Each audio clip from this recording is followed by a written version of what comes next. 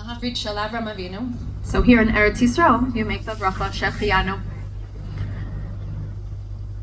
that you don't make in Chutz La'aretz with a bris, correct? I think that's true, right? So it happened to be our Rav's only been in Eretz Yisrael for brisim, so he didn't actually know that in Chutz La'aretz you don't make the bracha of Shechianu. And he looked it up.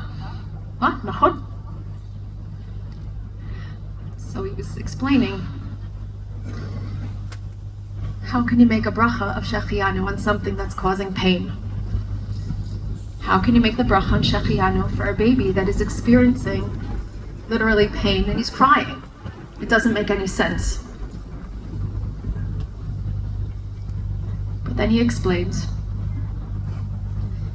that when our chayalim, our Moser Nefesh, are dying al Kiddush Hashem, it's painful, but there's a greater good that comes out of it. And that baby that's having the Brit Milah is b'machnis b'brito shel Avram Avinu. We know that there's something so much greater that comes out of that Brit Milah. Nachon, the baby's in temporary pain, but he's part of something so much bigger, and it's part of something so much greater. And our chayalim, they're part of something so much bigger. Early family, like Rabbi Berman was saying, Binyamin wasn't killed so that we should stay home mourning. Binyamin wasn't killed so that we should just close our blinds and say we're closing our eyes to the world. Binyamin was killed so that we live. Binyamin was killed and gave his life so that we can enjoy living in Eretz Yisrael. And that's the greater picture. I know there's the big discussion of how can we be b'simcha? How do we celebrate? How do we observe a day like today, or a night like that's coming tonight?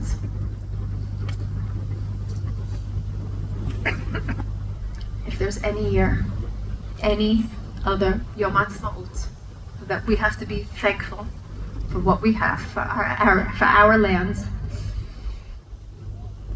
this is it. If there's a day that we're going to say Hallel with all of our hearts, this is it. You know, on the last day of Chol Hamoed, we were in Tzfat, and Rav Shmuel Eliyahu was there, and it was the most beautiful tefillah chagigit. And there was dancing, and there was singing, and you felt every bit of Kedusha. And there was another Em Shkula, there was another mother that lost her son. She sent me a message saying, how can you say Hallel? We tzodeket, I hear it. But how can we not? How can we not say thank you for our Admat Kodesh that we are zoche to be living in and enjoying and thriving. And this is ours, this is our home, and I would not want any other home. And this is our home, and I'm so grateful.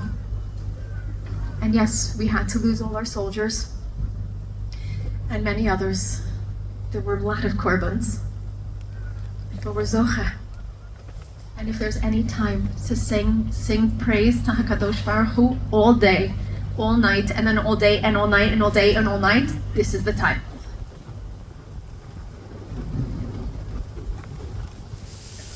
We're very blessed.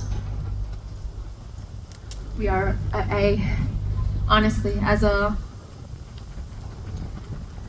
living for the last 6 months seeing the most gorgeous beauty in Am Yisrael. So much love, so much care, so much unity. And I know there are voices that are going on in other places that sound like they're not unity. There's sibling rivalry. You know, siblings don't always get along, but they know they love each other. They know they're all one mishpacha.